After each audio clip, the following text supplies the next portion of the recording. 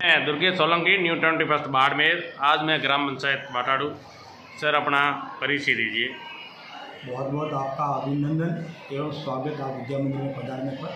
मैं विद्या भारती परिवार की ओर से आपका हार्दिक स्वागत और अभिनंदन करता हूँ। मग्गाराम चौधरी, प्रधानाचार्य, आदर्श विद्या मंदिर माध्यमिक बाटाड़ू बाड़मेर। शैक्षणिक योग्यता BA B.Ed MA। सर अपने स्कूल में स्टूडेंट और टीचर की संख्या कितनी है? वर्तमान आदर्श विद्या मंदिर बाटाड़ू के अंदर 20 अध्यापक की व्यवस्था की गई है। उसमें से 16 आचार्य, 4 आचार्य और 2 सहायक कर्मचारी की भी विद्यालय के अंदर नियुक्ति की गई है। इसके साथ साथ में भैया बहनों की छात्र संख्या 563 वर्तमान के अंदर भैया बहन अध्ययनरत विद्या मंदिर में है। इस विद्यालय की स्थापना 2 जुलाई 2013 को आदरणीय श्रीमान ऋखवदास जी बोथरा के द्वारा की गई और धीरे धीरे विद्यालय आगे कक्षाओं के अंदर क्रमोन्नत होता गया। पूर्व में यहाँ बाटाड़ू नगर के अंदर किराए के भवन के अंदर संचालित था। उसमें 1 आचार्य और 29 भैया बहन इस विद्यालय में अध्ययनरत थे। धीरे धीरे प्रतिवर्ष संख्या का स्कोप बढ़ता गया।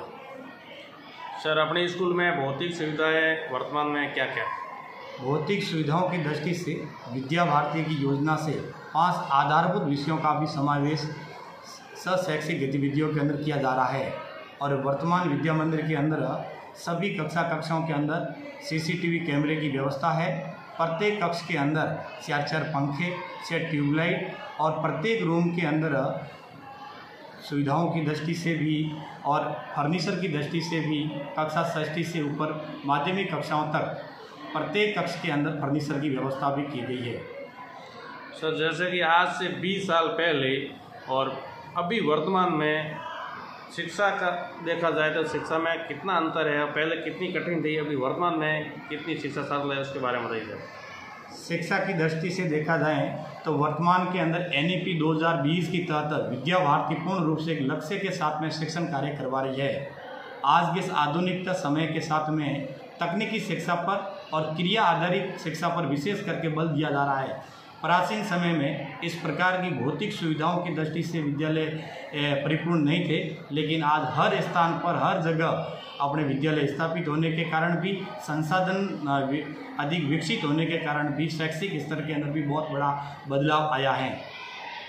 जैसे कि सर पहले अपन यहाँ पढ़ते थे, फिर सीनियर सेकेंडरी स्कूल नहीं थी, फिर बाड़मेर पढ़ने के लिए जाते थे, फिर कौन सी परिस्थितियों में गुजरना पड़ता था? जैसे रूम किराए के लिए लेना पड़ता था, फिर वहाँ जाना पड़ता था और आने जाने की सुविधा बहुत कम थी। उसके बारे में क्या बता सकते हो?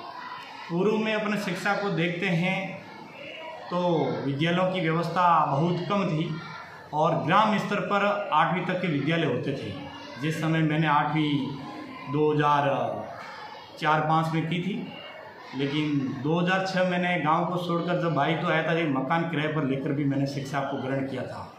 और उस समय मुझे शिक्षा के अंदर इतना परिवर्तन नहीं था जो आज वर्तमान समय के अंदर हम सबको परिवर्तन दिख रहा है, क्योंकि हर जगह वाहन की व्यवस्था हो गई है। शैक्षिक स्तर के अंदर बहुत बड़ा बदलाव आया है।